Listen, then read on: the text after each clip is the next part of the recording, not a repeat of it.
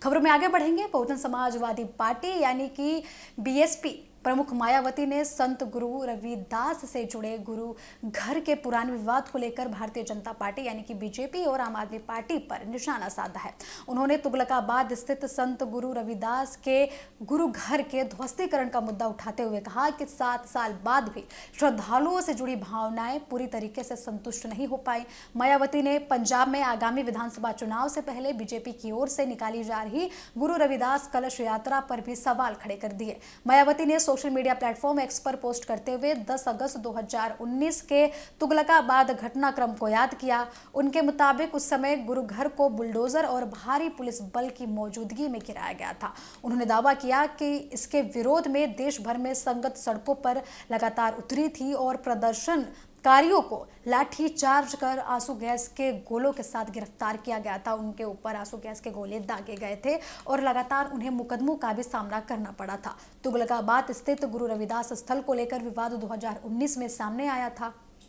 मायावती ने अपने बयान में कहा कि गुरु घर की जमीन भी छीन ली गई और श्रद्धालुओं को आज भी अस्थायी ढांचे में माथा टेकने के लिए मजबूर होना पड़ रहा है।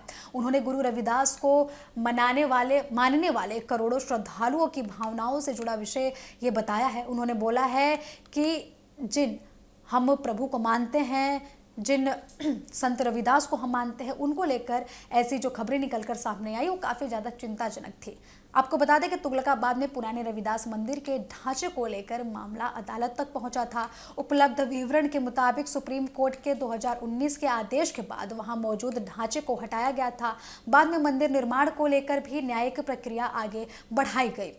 मायावती का निशाना खास तौर पर बीजेपी की ओर से पंजाब में शुरू किए गए गुरु रविदास कलश कार्यक्रम पर रहा। उन्होंने सवाल किया कि जब चुनाव नजदीक है तब संत गुरु रविदास के नाम पर कलश यात्रा निकाली जा रही है।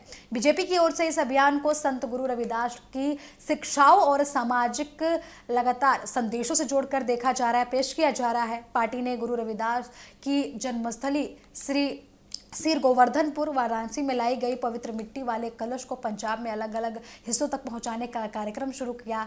यह अभियान गुरु रविदास की 650वीं जयंती से जुड़े आयोजनों का हिस्सा बताया गया।